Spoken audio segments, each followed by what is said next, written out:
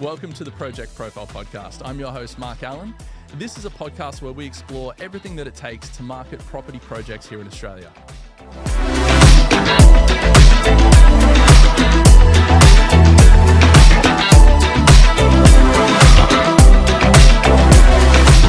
Hi everyone, and welcome back again to the Project Profile Podcast. We have come off some amazing people on the podcast, some amazing guests. And so today I wanted to do a deep dive into some of the basic topics. Let's go back to basics and focus on some things that can really move the needle for people who are marketing property projects these days. So today we're going to talk about split testing in property marketing, what it is, how to use it, and how to get the most out of it. Okay, so what is split testing? It's a term that I'm sure everyone is familiar with. It's sometimes called A/B testing, split testing, multivariate testing, just testing in general. It's something that every marketer should be doing with every piece that they put out there. It's probably something that not a lot of marketers do well, and that's no slight to other marketers. It's something that can be a little bit overwhelming. But the truth of the matter is that split testing is actually quite easy. It's one of the simplest things that you can put in place to move the needle and get better results for your property projects.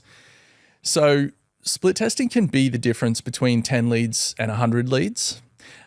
It is, it's something that helps you tackle the fact that buyers are really emotional.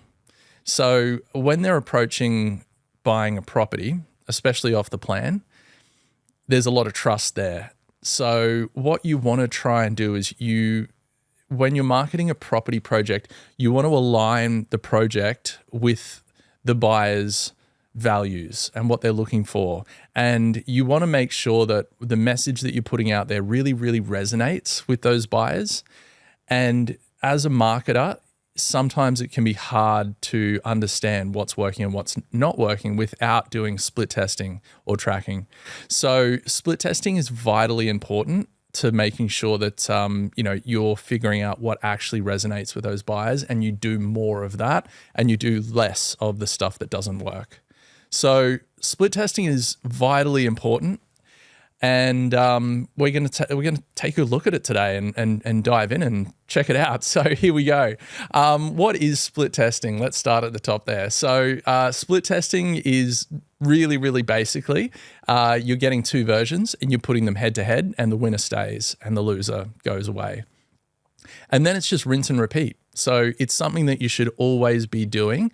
And the idea is that you're creating optimizations at each one of these changes. So by the time you get to the end of the process of this split testing, you should be at the most optimal outcome for whatever it is that you've been testing. And so let's have a look at that. What are some things that you could be testing? So there are different opportunities for where you can be testing. There are landing pages that you can put things on the landing pages that you can test. There's ad types. You can test the different types of ads that are out there. You can test creative, you can test copy, you can test placement, you can test audience demographics, geographic locations. The list is endless. And I think that that's probably one of the reasons why people they really struggle with this, because it can be really, really overwhelming. Where do I start? And the truth is, you should be starting at a really, really simple point. So let's test one thing. And when you set out to test something, you should always start with a hypothesis, which is a really fancy way of just saying you need to actually write down what it is that you want to test. You've got to keep that formal, because you want to be able to call back to that and see, okay, this is what we set out to test. This is what the outcome was. This is what we have put in place as a result of that to make this more effective, to make our leads cheaper, to make our sales more convert at a higher rate. So understanding that up front is vitally important. So having an understanding of what you want to test, writing that down, and it can be really, really simple. So let's look at landing pages to begin with. So with a landing page, let's test a headline. with the main part of a landing page is the above the fold. That's the section that you'll see when you navigate to a landing page. It's at the very top of the page. It usually consists of a headline, a subheading, some anchor text, a form if you follow good conversion rate optimization, and then you've got the fold, and everything below that drops off at around a 70% drop-off rate. So it's vitally important that you get it right up top. The top thing that you can test there, as I said, is the headline. It's the simplest thing to test. And the way that you do that is you have your headline that you created with the landing page, and then you think you have to create a hypothesis for what you want to test that headline variation for. So it may be that you want to test scarcity. So you have your standard headline that says apartments for sale, and then you would create a variation. And because you're testing for scarcity, you would say only 4 apartments left or 50% sold. Those sort of things that you can test whether a really blatant scarcity message is more effective than a general message. And so then you would set up your 50-50 test. So you would send any traffic to that landing page, 50% of it would go to one variation and 50% would go to the other. And then you record your conversions. We work to a rule of what we call this 10-10, and that is that you need to have 10 conversions, or it needs to be running for a minimum of 10 days, whichever comes first. You can't make a decision before one of those passes. And the reason for that is it comes down to statistical significance. If you've got 2 conversions on the page, it's probably not enough data to make an inference to figure out the outcome. So that's the first simplest thing that you can test, and that's going to give you a really good idea. Now, what happens at the outcome of that test? Well, if you're finding that scarcity, you got 100 conversions using the scarcity headline, and you only got 50 on the standard general headline, then you know that scarcity message is one that actually resonates with your buyers. So you'll start to use that in your ad copy, in your messaging, and with your sales team and the language that they use when they're talking to buyers. But landing pages have lots of different elements. Let's look at another one that you can focus on there. Hero image at the top above the fold like normal. Hero image is something that, again, you can easily swap out. What do you want to test there? You might want to test a hero image of an external of the apartments or the houses or the homes. And then you might test that against a lifestyle image. Mum and dad playing with their kids in the park down the road. So you would put those, just like the headline, you would put them at a 50-50 split, and you would see which one is converting. Now, a really important thing to remember here is that you can only test one thing at a time. So you can't test 2 different headlines and 2 different images, because you're muddying up the water then. So it makes it too hard to understand which one caused the buyer to make the choice to convert on which variation. So you want to have a very, very clear understanding of exactly what that variation is, so that you can make a decision based on the outcome with 100% knowledge that it's the right one. So only pick one. So if we're testing the image now, our headlines would be identical. Everything else on the page would be identical. The only difference would be this hero image. And so you'd have the house and the lifestyle, and you'd see who would convert more on that. And based on the outcome of that, you would then make a decision. Okay, people are converting a lot more on the house images than the lifestyle. So we know, let's focus on scarcity and images of the houses moving forward. Landing pages, what else do we have there? Forms, and there's a lot that we can test on forms. And people do get bogged down. If you stick to the basics, start with 4 form fields, no more. So you want first name, last name, phone, and email, or you want full name, phone, email, postcode. But 4 is about the standard amount of form fields you want on your form. Every form that you add over that reduces your conversion rate by, on average, 40%. So you're going to completely start compounding your conversion rate if you keep adding form fields. And it might feel really, really important up front to know their suburb, where they heard from you, what their budget is, what their timeline is. Do they need to sell their house first? All of these different things might be super important to you up front, but they are a barrier to the buyer actually converting and filling out that form because you're giving them too much to do there. So keep it really, really simple. Although you can test the configurations of those form fields and see and test between, whether full name or first name, last name is something. I would suggest something stronger around, and this sounds really inconsequential, but the button on the form. So testing something like the call to action copy on the form button is something that can make a really big difference. Your general form button that you get usually just says submit. And really famously, a marketer that I can't remember the name of, he always would say, never submit. Never, ever use the generic submit message on your form fields. So testing something really similar to what we did with the headline can be useful. You may have register your interest, or, send me the details, or sign me up, or, give me the details now. You can come up with whatever you want to. It's important that you do, again, have a hypothesis for what you want to test then. So do you want to test, a scarcity or an urgency or a direct call to action or a soft call to action? Do you want to, be clever and cheeky, or do you want to be very, very formal? You've just got to pick something that you want to test and then give the two different variations for that. So that's probably a very strong test that you can put on the form. The last one that you can also test, which is a bit of a cheeky one, is the button color. And again, this sounds really, really silly, but does a red button perform better than a green button, or vice versa? Does a button with an outline, does a slim button or a really big button work? Or all manner of things. You can change the look and feel of the button, and it really can push the needle. It's surprising. You've just got to come up with some ideas and put them out there and test them. But remember, you can only test one thing at a time. So that's probably everything for the landing page that you can test. The other thing, the really, really simple thing, is ad creative. So think about the hero image on the landing page, similar sort of thing for the ads. We generally, when we build campaigns out, we'll always test, and we always test things in threes. So we'll always test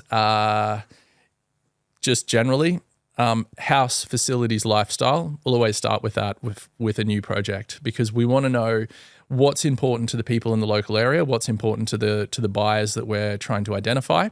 And it's a really super simple, super high level first thing that you can test, because from there you can channel down into any number of different variations. So if you're finding that house has beaten facilities and lifestyle, then all right, let's do externals, let's do bedrooms, bathrooms, living, outdoor, all of the different things that you can do, you can test with the images of the house if it falls down there, furnished, unfurnished, all of the different things.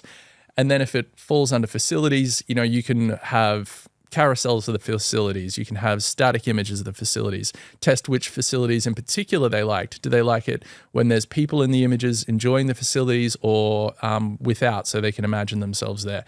And same with lifestyle. So it's really important to pick a high level test to begin with, and then you can flow down from there. The other thing that you can test on ads is your copy variations. So similar to the headline again, or the button copy on the landing page, coming up with a hypothesis around what you want to test on the ad copy can also start with a very high level. So again, you can focus on different things. And again, the general things that we tend to start with when we're testing is long copy versus short copy versus value proposition copy versus emotional copy versus general copy. So there's lots of different types that you can test up front. And again, from there, you can then flow down. So if you're finding that they're really resonating and they're clicking on, the ads that are talking about value propositions, you can really deep dive into those different value propositions, break them apart, test them against each other, and see which ones people are then going down the path of. So lots of different things with the ad copy that you can test there. And the last thing with the ad would probably be the headline. There's also, for meta ads, call to action buttons and things like that. But the headline is super important, because generally on the hierarchy of how a buyer will look at an ad online, it goes headline, image, ad copy. That they're in order. They'll look at the headline, they'll look at the ad image, they'll look at the copy. A lot of people think it's the other way around, but the headline is the first thing to grab their attention. So the headline of an ad for a property ad should be something that communicates in a really simple, succinct way exactly what this ad is about. So, and this will come out on your project when you test what is the most effective. But what we have found, I had to think that through there. What we have found through our testing is really, really simple, general specific. What I mean by that is we try and distill what that ad is trying to communicate in 1 or 2 words, and we will be very specific about that, but very, very short and direct. So if the ad is letting people know that 50% is sold, then that is exactly what we're going to put in the headline, just 50% sold. It's something that you need to grab their attention and communicate really quickly.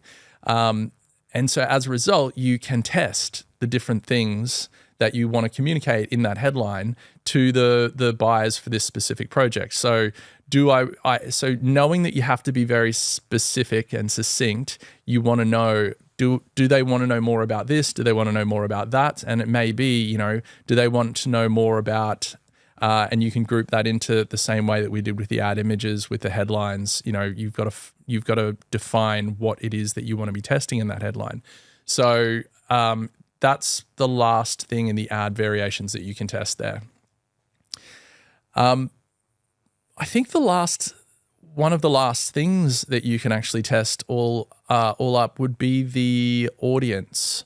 And I'm going to group targeting all into audience there. So you can test, are we going to target, the audience type? So downsizer, upsizer, first home buyer, investor, etc. Or are we going to test male over female? Are we going to test demographics? So 35 to 45 or 45 to 54 or 65 plus. Are we going to test their geographic locations? So 5 kilometer radius from the project straight away, then the outer suburb of that area, then that state, and then interstate. These are tests that you can do and figure out where your most effective leads are coming from, where your most effective buyers are coming from, and then double down in those areas. So yeah, there's so many different things that you can test through audience testing. It's important to talk about the fact that on Meta, though, I haven't talked about interest-based targeting because over the last few years, that's been going away. Probably since COVID. And so what we're finding now is that interest-based targeting and even a lot of controls over age, gender, locations, and things like that are getting gobbled up by Meta's new algorithmic targeting and dynamic advertising. So it is still super important to define those things for an effective marketer. However, we are moving more and more to algorithmic targeting. This doesn't mean that you shouldn't be testing. It just means that there's a new way of targeting. So split testing things like interests, not a thing anymore. Split testing things like age, demographics, geographic location is going away, and interest is basically gone. So algorithmic targeting, people love it and people hate it. Marketers love it and marketers hate it. But it is the future. So server-side tracking and algorithmic-based targeting are where we're heading. But it will never replace the need for you to be testing a lot of the high level things as you're getting people into your funnel.